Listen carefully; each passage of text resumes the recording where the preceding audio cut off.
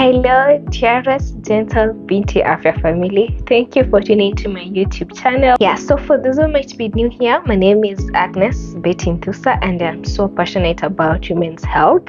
So Binti Afya basically is just a channel to highlight women's health in Kenya. And today we're gonna be talking about cervical cancer. As I highlighted earlier, I thought it's good that we talk more about the available screening methods. So that's what we're going to be deep diving or discussing today about cervical cancer screening methods. So you're welcome and stay tuned. Just to give a little sort of recap for people who might not have watched the previous video. So we name cancers according to where they originate from. So if it's originating from the breast, it's called breast cancer. If it's originating from the cervix, which is the opening of the womb in a woman's body, it's called cervical cancer. So cervical cancer is one of the unique cancers actually that we know the cause. Like there's a direct link of the HPV human papilloma virus, that is, which causes cervical cancer.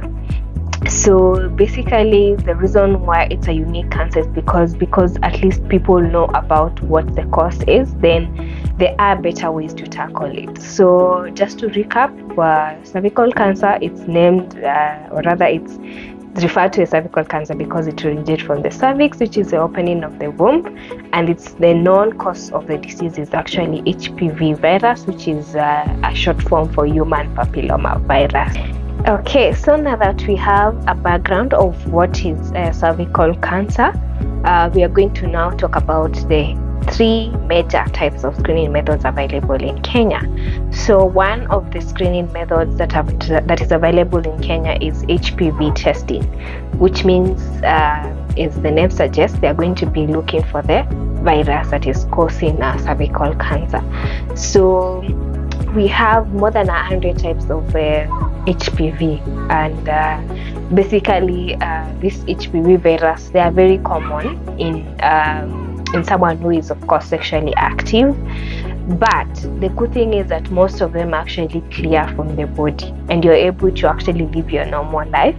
But you'll find that there are persistent infections, or rather persistent virus types, that is normally type 16 and 18. There could be other major types in other regions, but the ones that are common here in Kenya are type 16 and 18 that are quite persistent and are known now to be linked to cervical cancer. So what they are going to be doing is they're checking in your cervixes, or rather when they are doing the HPV testing, is to check whether you have the high risk types of HPV virus that are directly linked to cervical cancer. Good news is that with HPV testing, there are two types of screening methods. There's one that is clinician assisted, and there is one that is called self-sampling, basically whereby you are also able to take your own test as a woman.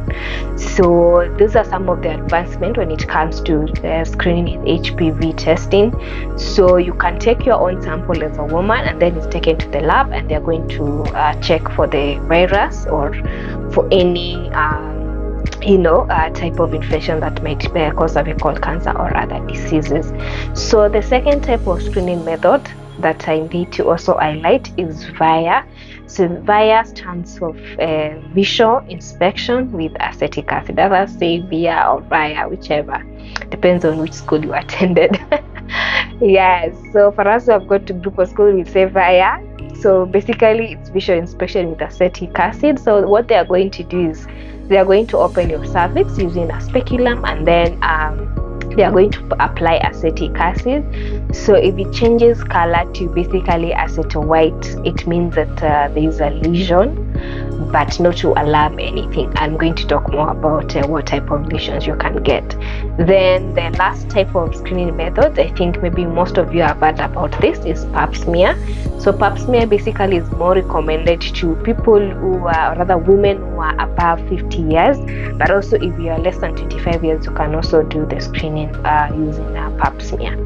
So basically what pap smear screening involves is that they are going to take a swab in your cervix, basically of the cells in the cervix. Then they are taken to the lab and check whether they have any cancerous any cancerous lesions, or there's any cells that are abnormal. So the other unique thing about cervical cancer is also one of the cancers that has a precancer stage. So what precancer stage means is that there's a stage whereby it has not yet developed to a full-blown cancerous disease.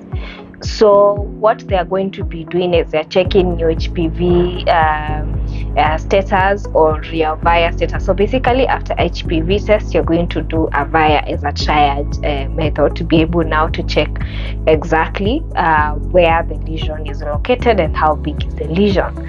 So for lesions that are less than 75%, which means they are covering less than maybe 75% of the cervix, I'm going to start up a photo of the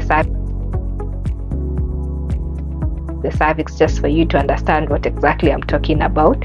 So basically, for lesions that are less than 75%, you can be treated using cryotherapy or thermoablation. So thermoablation uses heat method. So basically, they are going to use the heat method. Basically, they are going to open the cervix, the speculum. Then if they find any lesion that is less than 75%, there's a thermal gun. So I'll also insert a photo just for you to understand what it looks like. It's actually painless. There is no pain at all. So basically, they are going to use the thermoablation device to be able to treat you, basically burn the cells, and then they are going to fall off. So for the second method that uses freezing, that is cryotherapy, they are going to use the same technique, opening the cervix, the speculum. Then they now freeze the cells in the cervix, and then they are going to fall off and you're going to be okay. So if the lesion is above 75%, or rather covering above 75% in the cervix, they can use another type of treatment that is called LEEP, that is loop electrosurgical excision procedure. So basically what it does, it's a form of a surgery whereby they are going to cut the cells that are bad, and then now they are going to be you're going to of course use like a pad for some time, and then you can come back for a follow-up maybe within a year or so. So basically this is that type of method of treatment, which is LEEP, is mostly the one that uses surgery type of technique whereby they just cut the cells, and then good thing is that actually the cervix cells are going to regenerate, or basically sort of grow, and you're going to be okay. And then the cells are growing that now are not cancerous, of course, now means that you're going to be okay as a woman, and you can live to your full life, of course, with more screening and of course checkups. Now we are more educated about what is cervical cancer, what are the available screening methods, and even the treatment methods for precancer. So I'm going to be talking more about other things to do with cervical cancer. So for those of us who might know or might not know, I think it's good that I mentioned that cervical cancer is one of the major killer diseases in Kenya. So among women, especially in terms of cancer mortality. So 9 women die every day, which is quite a big number. There could be more actually, but that's according to 2020 Global Can data. And worldwide is even worse, that we have a woman dying every 2 minutes globally from cervical cancer. So there are goals that have been set to be able to eliminate this disease, and some of the targets include targets for HPV vaccination, that is 90% of girls to be vaccinated, and the second goal is about screening, which I've talked about, the various screening methods, and the last goal is about treatment. So really, that's why I feel like it's important for one of the major screening types, rather the screening methods for cervical cancer. I believe that it's good that every woman prioritizes screening for cervical cancer. So to wrap up the video, thank you so much for tuning in today, and again, happy Father's Day. As fathers, you also have a responsibility to ensure that your woman's cervix is okay, because that's where your children come from, and of course other things that happen anyway. So basically what I'm trying to say is that we all have a role to play as women, as fathers, and even as society, to be able to ensure our women are healthy, and the women's health rights are actually covered for in whichever way. So thank you so much for tuning in, and see you on the next video. Mwah. Love you.